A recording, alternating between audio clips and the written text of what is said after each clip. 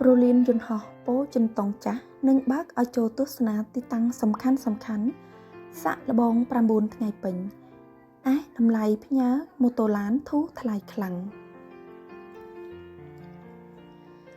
នៅថ្ងៃទី6ខែមេសាឆ្នាំ2026នេះក្រុមការងារអន្តរក្រសួងសិក្សាអំពីការគ្រប់គ្រងនិងប្រើប្រាស់អាកាសយានដ្ឋានអន្តរជាតិភ្នំពេញចាស់បានចេញសេចក្តីជូនដំណឹងស្តីពីការបើកដំណើរការសាកល្បងអាកាសយានដ្ឋានអន្តរជាតិភ្នំពេញចាស់ជាសួនសាធារណៈសម្រាប់សាធារណជនចូលកម្សាន្តក្នុងឱកាសបុណ្យចូលឆ្នាំថ្មីប្រពៃណីជាតិខ្មែរនៅក្នុងខែមេសាឆ្នាំ2026នេះ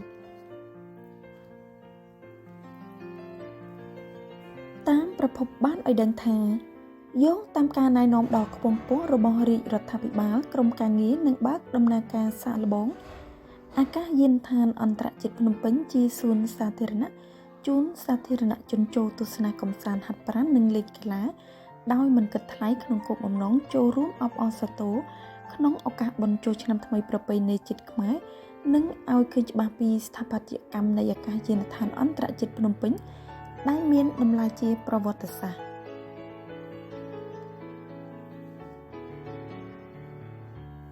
ក្នុងនោះបងប្អូនប្រជាពលរដ្ឋអាចចូលទស្សនាជុំវិញតំបន់និងអគារជាច្រើននៅក្នុងនោះរួមមានអគារផ្ចិតនិងប៉មបញ្ជាហោះហើរ Tower ដែលត្រូវបានកសាងនៅកំឡុងទសវត្សរ៍ឆ្នាំ1950តំបន់ជុំវិញបរិវេណអគារចេញចូលអ្នកដំណើរ VIP ចំណតយន្តហោះស៊ីវិលនិងតំបន់ផ្លូវរត់របស់យន្តហោះ Runway ជាដើមដែលសុទ្ធសឹងតែជាតំបន់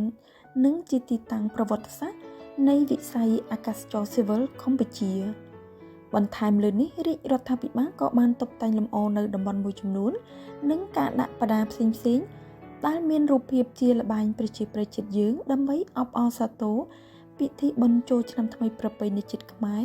សម្រាប់ឆ្នាំ2026ក្នុងបរិវេណព្រលានយន្តហោះនេះផងដែរ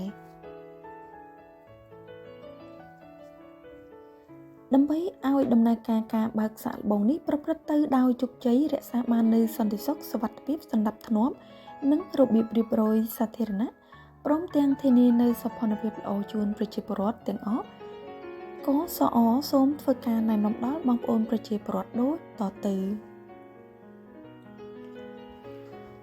ទី1ការបើកសាកល្បងនេះមានរយៈពេល9ថ្ងៃគឺចាប់ពីថ្ងៃសៅរ៍ទី11ដល់ថ្ងៃអាទិត្យទី19ខែមេសាឆ្នាំ2026ដោយអនុញ្ញាតឲ្យប្រជាពលរដ្ឋចូលចាប់ពីម៉ោង5ព្រឹកហើយត្រូវចាក់ចេញនៅម៉ោង9យប់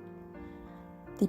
2ប្រជាពលរដ្ឋចូលកម្សាន្តដោយថ្មើរជើងឬចេញចូលតាមច្រក VIP ចំណុចលេខ1ទី3ប្រជាពលរដ្ឋចូលកម្សាន្តតាមរយៈមធ្យោបាយដូចជាកង់ម៉ូតូឡានចូលតាមច្រកអគារ Terminal ចំណុចលេខ3ទី4ប្រជាពលរដ្ឋចូលកម្សាន្តតាមរយៈមធ្យោបាយដូចជាកង់ម៉ូតូឡាន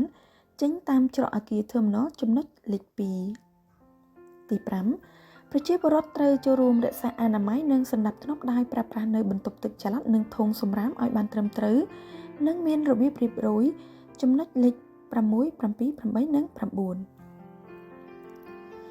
ទី6ប្រជាពលរដ្ឋត្រូវចូលរួមអនុវត្តឲ្យបានខ្ជាប់ខ្ជួនទៅតាមស្លាកសញ្ញានិងការណែនាំសម្រាប់គ្រប់បរិវេណដែលហាមឃាត់ទី7ហាមដាច់ខាតមិនឲ្យមានការលក់ដូរមិនឲ្យមានការយកចូលនៅគ្រឿងពិសា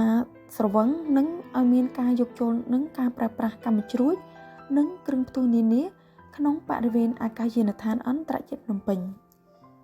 ទី8ការផ្ញើម៉ូតូត្រូវបង់កម្រៃ 1000 រៀលសម្រាប់ម៉ូតូមួយគ្រឿងនិងការផ្ញើឡានត្រូវបង់ 2000 រៀលសម្រាប់ឡានមួយគ្រឿងនិងការផ្ញើកង់មិនមានការយកកម្រៃចាប់ពីម៉ោង5ព្រឹករហូតដល់ម៉ោង9យប់ក្នុងន័យនេះកសអបានអំពាវនាវដល់បងប្អូនប្រជាពលរដ្ឋទាំងអស់អញ្ជើញទៅចូលរួមទស្សនាកម្សាន្តហាត់ប្រាណនិងលេងកីឡានៅទីតាំងអាកាសយានដ្ឋានអន្តរជាតិភ្នំពេញនេះ